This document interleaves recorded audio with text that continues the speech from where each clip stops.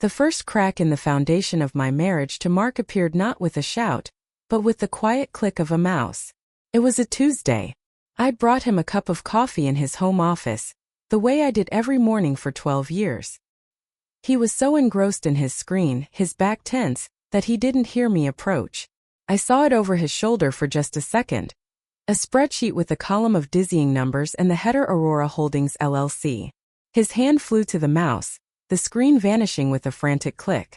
"Just some boring work stuff," he'd said, forcing a laugh that didn't reach his eyes. "Confidential client data."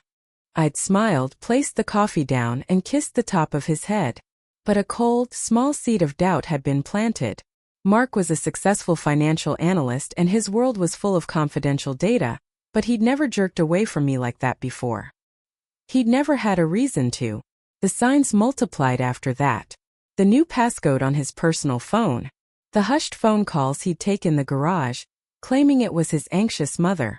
The way he started talking about money, suddenly pinching pennies on grocery bills and date nights, all while his end-of-year bonus was supposedly smaller than ever.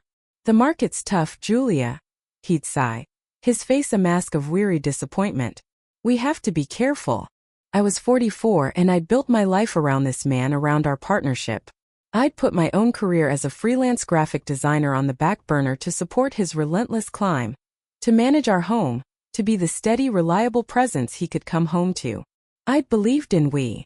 But the man sitting across from me at dinner was slowly becoming a stranger, his smiles tight, his eyes constantly calculating. The end, when it came, was a masterpiece of cold corporate efficiency. He'd clearly been planning it for months. There were no tears, no dramatic accusations. One evening, after our son Liam was asleep, he laid out his case like he was presenting to a board of directors. "Julia, we've grown into different people," he began, his voice calm and rehearsed. "The connection, it's just not there anymore. I think we both deserve a chance at a new kind of happiness." I stared at him, my heart a frantic drum against my ribs. "What are you saying, Mark?" "I'm saying I want a divorce." He said the words cleanly, without malice, which somehow made it worse. It was a simple statement of fact, a business decision. "I've already spoken to a lawyer. I think we can keep this amicable for Liam's sake." Amicable. The word echoed in the silence of our beautifully decorated living room. A room I had painstakingly designed to be a home. He was already so far ahead of me. He had his lawyer, his plans, his exit strategy. I was just an obstacle to be managed. In the brutal paperwork blizzard of the divorce proceedings, his financial disclosure was a work of art. It showed a comfortable salary, a modest savings account, and a retirement fund. It was the portrait of a man who was doing fine but not spectacularly. It was a lie. I knew it in my bones. The man I saw on that spreadsheet, the man with the secretive phone calls, was a man who had money he didn't want me to know about. My lawyer, a sharp, no-nonsense woman named Brenda, was skeptical. "Julia, without proof, it's just a feeling. The documents are clean. If we push too hard on this without evidence, it looks like spite, and the judge won't like it." But I couldn't let it go. That seed of doubt had grown into a gnawing certainty. Mark hadn't just fallen out of love with me. He was trying to financially strangle my future. He wanted to leave me with the scraps while he walked away with a fortune he'd built during our marriage. The breakthrough came from a place of pure grief. I was in the attic, packing away the remnants of our life together into cardboard boxes, each one a little death. Liam's tiny baby clothes, our wedding album, the faded tickets from concerts we'd seen a lifetime ago. I was packing away a box of Mark's old university textbooks when a slim, black moleskine notebook fell out from between the pages of an economics tome. It was an old password journal from before we used a digital manager. My breath caught. With trembling hands, I flipped it open. Most of the entries were obsolete, for defunct email accounts and old bank logins we'd closed years ago. But my eyes landed on one, written in his familiar tight script. It was for an online banking portal I'd never heard of, Frontier Trust. The username was m.aurora holdings. Aurora Holdings. The name from the spreadsheet. My heart hammered against my ribs. This was it. This was the key. But the password listed was old, one he'd used for everything a decade ago. He would have changed it. He was too smart for this. This was a dead end. A cruel tease from the universe. But as I stared at that username, a memory surfaced. Mark was a creature of habit. For all his secrecy, he had a system. His passwords were always variations on a theme, usually involving our son Liam's name and birth date, mixed with special characters. It was a security risk I'd nagged him about for years. Could he have been that arrogant? That sure I'd never look? That night, after Liam was asleep in his new, smaller room in our rental apartment, I opened my laptop. My hands were shaking. I navigated to the Frontier Trust website. It was a private, offshore-looking bank, the kind that didn't advertise to the general public. I entered the username, m.aurora holdings. The password field blinked, taunting me. I tried the old password from the book. Incorrect. I tried Liam's name and birth date in every combination I could think of. Incorrect. Incorrect. Incorrect. I was about to give up, the screen blurring through my tears of frustration, when I remembered something else. Mark's first car, a beat-up Jeep Wrangler he'd loved. His license plate had been Wrangler. He'd used it for something once years ago. With a final desperate hope, I typed, Wrangler Liam 2012. I hit enter. The screen flickered, and then it loaded. I was in. The screen transformed from a simple login page into a dashboard of staggering clarity. It was sleek, modern, and displayed a single account summary in bold, confident digits. For a full minute I couldn't process what I was seeing. I just stared, my breath caught in my throat, my blood roaring in my ears. Account, Aurora Holdings LLC. Balance, $2,847,115.38. $2.8 million. The numbers seemed to burn themselves onto my retinas. It wasn't just a hidden bonus, it was a fortune. A fortune he had actively concealed while our lawyer sat across the table, and he spoke in a sorrowful tone about tightened belts and a reduced standard of living. The sheer, breathtaking scale of his betrayal was a physical blow. I slumped back in my chair, my hand flying to my mouth as a dry, heaving sob escaped. This wasn't just about money. This was about 12 years of shared life, of trust, of building a future together. He hadn't just stolen my financial security. He had taken a sledgehammer to the very foundation of our entire history. Tears of pure, unadulterated rage began to stream down my face, hot and furious. I thought of the months of anxiety, the sleepless nights worrying about how I would afford Liam's braces, his college, a stable life for him on a freelance designer's income. I thought of Mark's performative stress, his sighs about the cost of our son's new soccer cleats. All of it, a meticulously crafted performance. I forced myself to breathe, to think. I was inside the vault, but I was on borrowed time. He would eventually log in or get a security notification. I had to act. Scrolling through the transaction history, the story unfolded like a sinister novel. Large, regular deposits from his employer, labeled as executive incentive bonuses, had been funneled into this account for the last 5 years. 5 years. He had been planning this exit, or at least building his escape fund, for half a decade. The most recent deposit, a cool $850,000, had hit just 3 weeks before he asked for the divorce. My legal brain, the part of me that had built a business, kicked in. This wasn't just a hidden asset. It was marital property, deliberately and fraudulently concealed. Brenda, my lawyer, would have a field day. We could take this to the judge, and he would be eviscerated. He'd likely be forced to give me more than half as punishment. But a court battle would be public, drawn out, and would drain a significant portion of this money in legal fees. It would also tie me to Mark for years to come in a bitter war of attrition. I didn't want a war. I wanted justice. I wanted what was mine. And I wanted to see the look on his face when he realized the mouse had not only found the cheese but had taken it right out of the trap. A colder, more calculated thought began to form. The account was in the name of Aurora Holdings LLC. I was looking at the dashboard for the bank account, but what about the LLC itself? I was his wife. In the eyes of the law, and more importantly, in the labyrinthine paperwork of corporate filings, had he perhaps cut a corner? I spent the next 2 hours falling down a digital rabbit hole. I Googled Aurora Holdings LLC and our state. It came up, registered to a P.O. box I didn't recognize. But the registered agent was a law firm I knew he used. Using the information from the bank account, the EIN number, the formation date, I managed to find the articles of organization on the Secretary of State's website. My eyes scanned the PDF, searching for the key section, members and managers. My heart stopped. There it was, in black and white. Member Mark Harrison Evans. Member Julia Ann Evans. He had added me as a member when he formed the LLC 5 years ago. Why? Probably for some tax advantage we discussed back then. A fleeting moment of marital financial strategy he had long since forgotten. In his arrogant, single-minded focus on hiding the money in the account, he had forgotten to remove me from the entity that owned the account. As a member of the LLC, I had legal authority. I wasn't just his wife snooping in his private bank account. I was a co-owner accessing my company's assets. A wild, dangerous plan snapped into focus with terrifying clarity.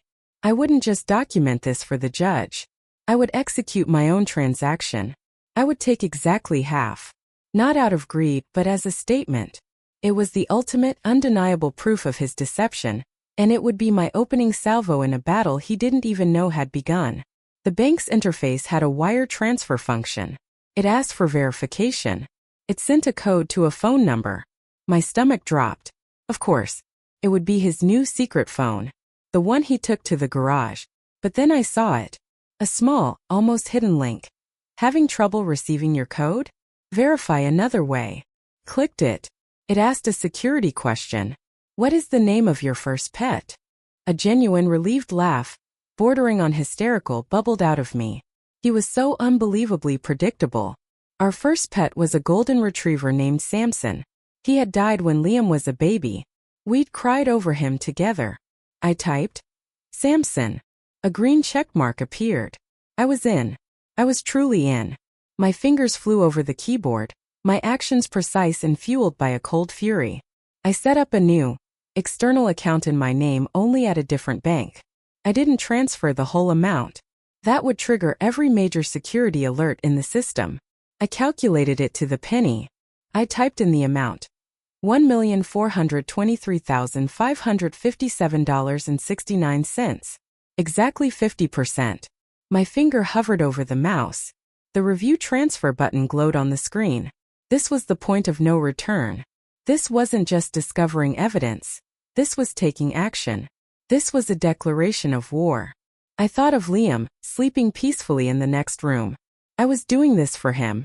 For our future. For the truth. I took a deep, steadying breath. I clicked the button. The next screen asked for one final confirmation. A box popped up demanding the password again. My heart, which had been a frantic drum, seemed to stop altogether. Had the system timed out? Was this a trap? With hands that trembled only slightly, I retyped the password. Juranger, Liam 2012. I held my breath. A new screen loaded. A green progress bar filled slowly, agonizingly. Transaction processing. Felt like an eternity, each percentage point a lifetime. I half expected armed guards to burst through my apartment door. Finally, a message flashed in serene, unassuming text. Transfer successful. Funds will be available in recipient account within 1 to 3 business days. It was done. A strange hollow calm settled over me.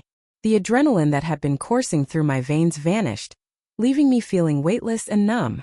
I meticulously logged out of the Frontier Trust portal, cleared my browser history, and closed the laptop. The room was silent, the only sound the soft hum of the refrigerator and the distant siren of a police car. I had just moved over $1.4 million, and the world hadn't ended. It had just irrevocably changed. I spent the next 2 days in a state of high alert suspension. Every time my phone buzzed, my stomach lurched. I expected it to be Mark, his voice a scream of fury. I expected it to be my lawyer Brenda, asking what on earth I had done. But my phone remained silent. The transfer was processing in the achingly slow bowels of the international banking system, and Mark, arrogant and secure in his deception, was none the wiser. I went through the motions of my life. I took Liam to school, I worked on a logo design for a client, I made pasta for dinner. But underneath the surface I was a coiled spring. I had rehearsed the conversation in my head 100 times. I would be calm. I would be factual. I would let him hang himself with his own lies. The notification came on the morning of the 3rd day. A simple email from my new bank. Your recent deposit of $1,423,557.69 is now available. Seeing the number in my own account attached to my name was surreal. It wasn't a source of joy. It was a weapon cold and heavy in my possession. The call came later that afternoon. I was picking up Liam's toys from the living room floor when my phone lit up with Mark's name. This was it. I took a deep breath, sat down on the sofa, and answered, making sure my voice was even. Mark. His voice wasn't the explosion of rage I had anticipated. It was a low, confused tremor. Julia. Have you heard from our bank? From Frontier Trust. I allowed a beat of silence to hang in the air, letting his anxiety build. Frontier Trust? I don't think I know that one. Is that a new client of yours? No, it's... He sputtered, his composure cracking. There's been some kind of irregularity. A transaction. A large one. Oh, I said, my tone light, innocent. What kind of transaction? A wire transfer, he said, his voice tightening. For exactly half of the balance. Half. I repeated, feigning curiosity. That's very precise. How much was it? He was silent for a long moment, and I could almost hear the gears grinding in his head, the dawning horror that I knew more than I was letting on. It's a significant amount. Julia, this is serious. I think the account may have been compromised. I need to call the bank, file a fraud claim. This was the moment. The trap was sprung. Fraud. I interrupted, my voice dropping its innocent pretense and turning to ice. That's an interesting word for it, Mark. Because from where I'm sitting, the only fraud I see is you concealing a $3 million marital asset during our divorce proceedings. The silence on the other end of the line was absolute. It was the silence of a world collapsing. I could picture him, his face pale, his hand gripping the phone so hard his knuckles were white. What are you talking about? He finally whispered, but the fight was gone. It was a hollow, pathetic denial. I'm talking about Aurora Holdings, Mark, I said, each word a precise, sharp nail in the coffin of his lies. I'm talking about the executive bonuses you've been hiding for 5 years. I'm talking about the LLC you formed and, in your monumental oversight, never removed me from. As a legal member of Aurora Holdings, I simply initiated a distribution of company assets. My half. You had no right, he shouted, the rage finally breaking through, desperate and unhinged. You stole from me. I took what was legally and morally mine. I corrected him, my voice terrifyingly calm. You were going to leave me and our son with pennies while you walked away a multimillionaire.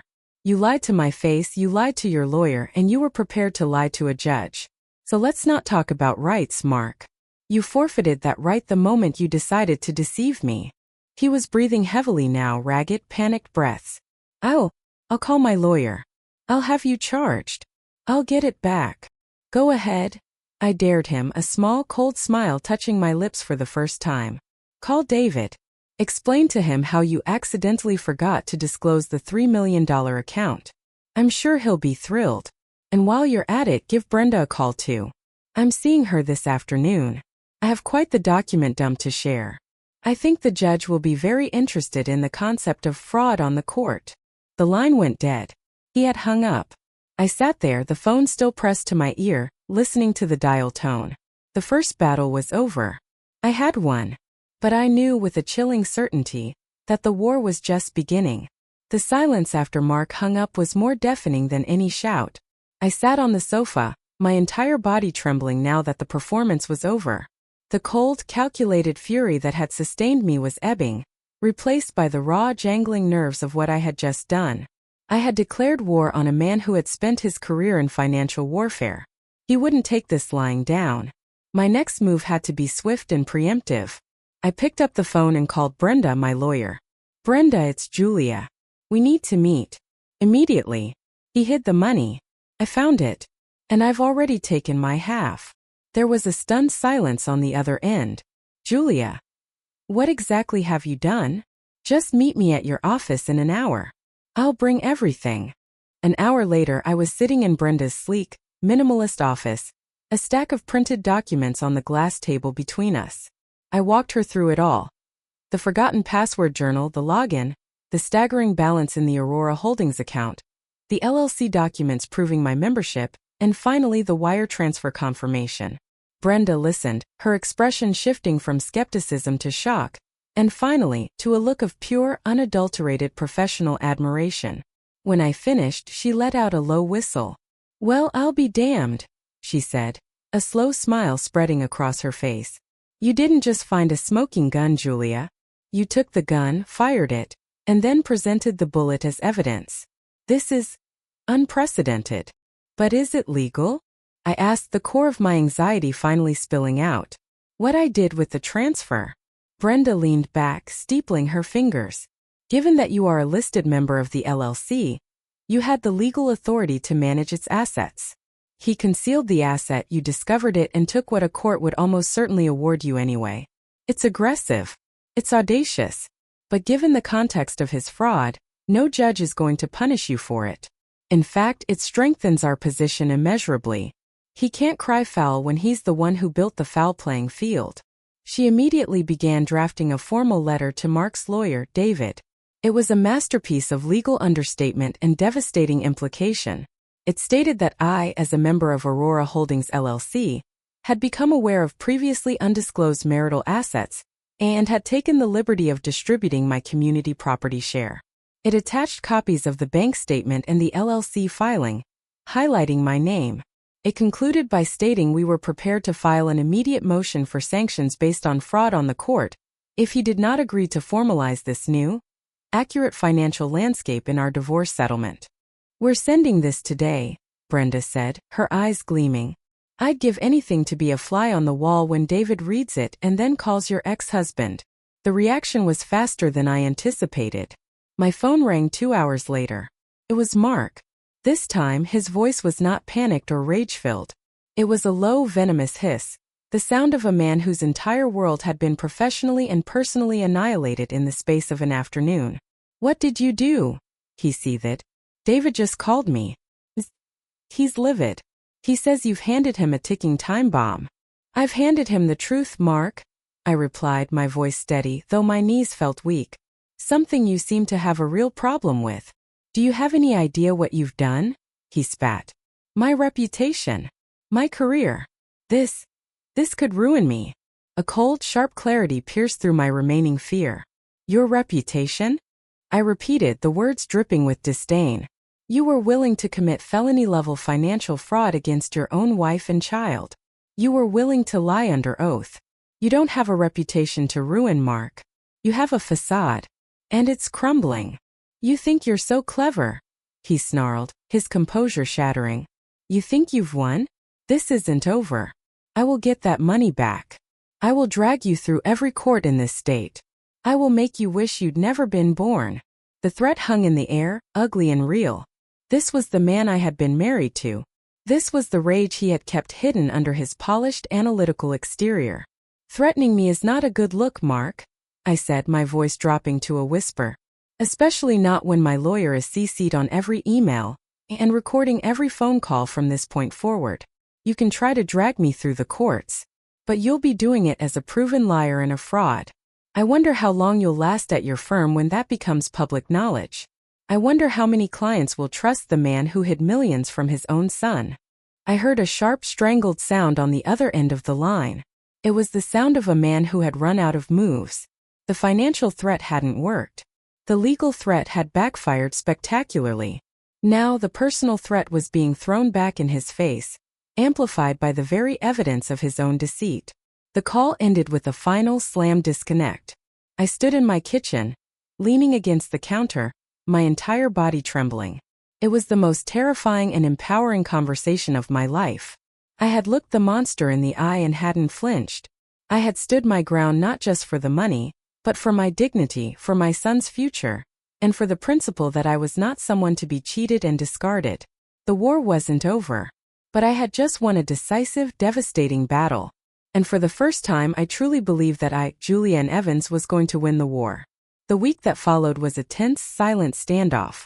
There were no more frantic calls from Mark, no further threats. The silence from his camp was more unnerving than his rage had been. It was the silence of a predator licking its wounds, recalculating its attack. Brenda assured me this was a good sign. It means David is talking him down from the ledge. He knows they have no legal leg to stand on. They're trying to figure out how to surrender without looking like they're surrendering. I tried to focus on Liam and on the strange new reality of my life. I was a woman of means. The number in my bank account was no longer an abstract weapon. It was a tangible, life-altering fact. I paid off my car. I set up a robust college fund for Liam that made the financial advisor's eyes widen. I allowed myself one small, personal indulgence. I hired a contractor to finally renovate the dilapidated sunroom in my rental house, turning it into a bright, proper studio for my design work. Each action was a quiet reclamation of my own agency, a brick laid in the foundation of my new life.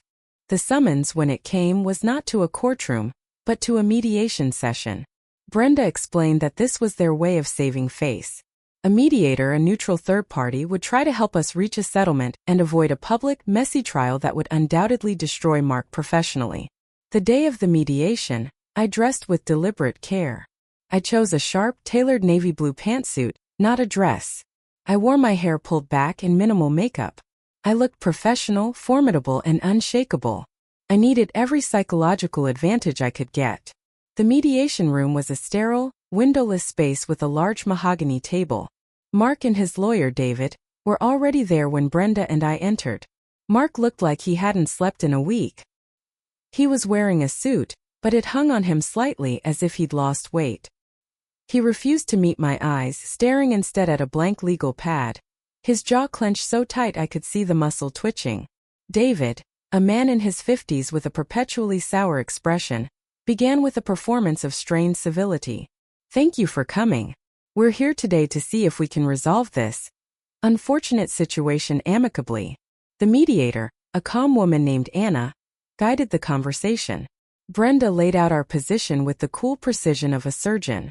She presented the timeline of Mark's deception, the evidence of the hidden account, and my lawful actions as an LLC member. She didn't raise her voice, but every word was a hammer blow. David's defense was weak, a series of sputtering objections about propriety and unilateral action. He tried to argue that my transfer of the funds was inappropriate, that we should have brought the discovery to the court first. It was then that I spoke for the first time. My voice was clear and cut through the legal posturing like a knife. "With all due respect," I said, looking directly at David, but my words were meant for Mark. Waiting was not an option. My husband had already demonstrated a pattern of concealment and deception. Had I simply discovered the account and done nothing, I have no doubt the money would have vanished to another jurisdiction by the time a judge could rule. I took the only action that guaranteed my son, and I would receive what the law already entitled us to. I secured the asset. Mark's head snapped up. His eyes, bloodshot and full of a toxic brew of hatred and humiliation, finally met mine. It was the first time he was truly seeing me, not as the wife he'd left behind, but as an adversary of equal, if not greater, strength. The mediator nodded slowly, turning to David. "She has a point. Given the circumstances of concealment, the court would likely view her action as a reasonable securing of a marital asset. The focus now should be on formalizing the new financial reality." David knew he was beaten. The rest of the session was a slow, grinding retreat. We argued over minor details: the division of the remaining funds in the Aurora account, the value of the house, the retirement accounts he had disclosed. But the core of it was settled. The $1.4 million was mine. The fact that I had already taken it was accepted as a fait accompli. When we finally stood to leave, the air was thick with his defeat. Brenda shook hands with David and the mediator. I gathered my papers, my posture straight. As I turned to leave, Mark spoke my name, his voice a low, ragged thing. "Julia." I stopped but didn't turn around. "Was it worth it?" he asked, the question laden with a bitter, self-pitying weight. "Destroying everything we built? Just for money?" That was his final, fundamental misunderstanding. He still thought this was about the money. I finally turned and looked at him, my gaze steady and cold. "You destroyed it, Mark. The moment you decided to lie. The moment you decided your son and I weren't worth your honesty. This." I gestured around the sterile room. "This is just the cleanup." I walked out of the room without a backward glance, leaving him in the ruins of his own making. The deal was done. The money was mine. But more importantly, my freedom was complete. The final divorce decree arrived in a thick cream-colored envelope. It felt heavier than it was, the weight of 12 years of marriage and a year of brutal conflict distilled into a stack of legalese. I didn't open it immediately. I made a cup of tea, sat in my new sunroom studio, the morning light painting warm stripes on the floor, and then I read it. It was over. The terms were exactly as we had mediated. The hidden fortune was officially recognized and divided. The house was sold and I received my share. The decree was a dry, clinical document, but to me it was a declaration of independence, a passport to a new life. The first thing I did with my confirmed financial freedom was something Mark would have never approved of. I invested in myself. I leased a small, bright storefront in a charming part of town and launched my own graphic design studio. It wasn't just a business, it was a statement. It was proof that my talents, which he had always viewed as a hobby, had tangible value. I hired a part-time assistant, a sharp young woman named Chloe, and together we began building a portfolio and a client list. The fear of financial instability that had been my constant companion for a year finally evaporated, replaced by the thrilling, terrifying buzz of building something that was entirely my own. Liam, now 11, was blossoming in the stability of our new life. The tension was gone from our home. He joined a robotics club at school, and I was able to pay for the materials and fees without a second thought. One evening, as I was helping him with his homework at the kitchen table in our rented house, he looked up at me. "Mom, are we rich now?" The question was so innocent it made my heart ache. I put down my pencil. "We're safe, sweetheart. We have enough that we don't have to worry. That's a different kind of rich." He thought about this for a moment, then nodded. "I like it better now. It's quieter." His simple words were the greatest validation. He felt the peace I had fought so hard to secure. Meanwhile, the karma I had set in motion for Mark began to manifest with a quiet, brutal efficiency. Through the grapevine of mutual acquaintances, I heard the fallout.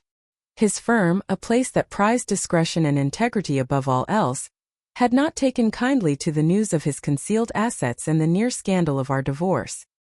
He wasn't fired outright, that would have been too messy, but he was encouraged to pursue opportunities elsewhere. The golden boy had tarnished himself. He moved out of the city, to a soulless condo in a neighboring suburb. The sports car was gone, likely sold to cover his legal fees and the equalization payments. The carefully constructed image of the successful, powerful man had collapsed, revealing the hollow, deceitful core beneath. I felt no joy in his suffering, only a profound, weary sense of closure. The universe, with a little nudge from me, had balanced the scales. About 6 months after the divorce was final, I was at a local art fair with Liam, looking at handmade pottery when I saw him. Mark was standing at a booth across the aisle alone, looking at a set of wooden bowls. He looked older, diminished. The confident swagger was gone, replaced by a slumped stillness. He hadn't seen us. Liam followed my gaze. "Is that Dad?" he asked, his voice neutral. "Yes, honey. Do you want to go say hi?" He thought for a second, then shook his head, taking my hand. "No, that's okay. I want to see the painted rocks over there." As I let Liam lead me away, I glanced back one last time. Mark was still staring at the bowls, but he wasn't really seeing them. He was a ghost haunting his own life. I had taken more than just the money. I had taken his power, his control, and the narrative he had built about himself. He was just a man now, a lonely man facing the consequences of his own choices. There was no victory in that moment. No schadenfreude.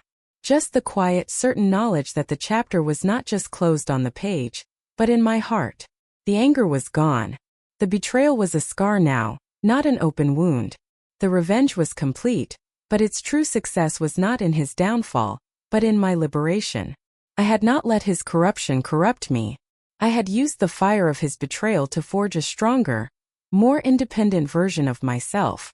And as I watched my son laugh at a whimsically painted rock, I knew without a doubt that I had won the only thing that truly mattered. A year to the day after the divorce was finalized, I stood in the center of my new design studio, the grand opening ribbon cut and lying on the floor. The space was filled with the warm hum of conversation and laughter. Clients, new friends, fellow small business owners from the Strip, and a few loyal old friends who had stood by me were there. holding glasses of champagne. The walls were adorned with my best work. Vibrant logos, elegant branding packages, and a stunning mural my assistant Chloe and I had painted ourselves. This wasn't just a business opening. It was a celebration of a life rebuilt from the ground up, on my own terms. Later that evening, after the last guest had left, I locked the door and leaned against it, looking at the beautiful empty space. The silence was rich and full of promise. My phone buzzed in my pocket. It was a notification from my bank. Out of habit, a flicker of the old anxiety surfaced. But it wasn't an alert or a threat. It was a simple monthly automated report for the investment portfolio I had built with my share of the money. I had named it the Freedom Fund. I scrolled through the numbers not with greed, but with a deep, profound sense of security. This money meant Liam would never have student debt. It meant I could take risks with my business. It meant that if life threw another storm my way, we had an unshakable anchor. I walked over to my desk, a sleek modern piece I'd designed myself, and opened the bottom drawer. Inside was a small fireproof lockbox. I unlocked it and took out the final divorce decree. I also took out the first logo I had ever designed for a client, a messy, passionate project from a lifetime ago. I laid them side by side on the desk. One document represented an ending, a contract that dissolved a partnership built on a lie. The other represented a beginning, the first fragile proof of my own talent and ambition. I had allowed the ending to fuel a new beginning. The revenge had not been the destination, it had been the catalyst. I thought of Mark alone in his condo. The anger was gone truly and completely. In its place was something closer to pity, a distant, quiet acknowledgement that he was now living in the prison of his own making, while I had been set free. The greatest revenge wasn't the money, or his professional downfall. It was this quiet contentment, this thriving business, this peaceful home I shared with my son. It was a life so full and happy that I rarely, if ever, thought of him. The following weekend, Liam and I moved out of the rental house and into a home I had bought. It wasn't a mansion. It was a cozy 3-bedroom craftsman with a big backyard for Liam and a sun-drenched office for me. The first night, we ordered pizza and ate it on the floor of the empty living room, surrounded by boxes. "This is ours, Mom?" Liam asked, his voice echoing slightly in the unfurnished space. "Yes, baby," I said, my heart swelling. "All ours. No one can ever take it from us." He smiled, a wide, genuine smile that reached his eyes. "I love it." As I lay in my new bed that night, in a room I had painted my favorite shade of sea glass green, I stared at the ceiling and let the stillness wash over me. The journey had been brutal. There were days I thought the pain and the betrayal would swallow me whole. But I had endured. I had fought. I had uncovered the truth and I had taken my power back. Not with pleas but with action. The story of Mark and Julia was no longer a tragedy. It was my origin story. The chapter was not just closed. The book was finished. A new volume sat on the shelf, its pages blank and full of potential. I was no longer the woman who had been betrayed. I was a business owner, a designer, a mother, a force. I closed my eyes, a slow, serene smile gracing my lips. The silence in the house was no longer empty. It was peaceful. It was mine. And for the first time in a very, very long time, everything was exactly as it should be.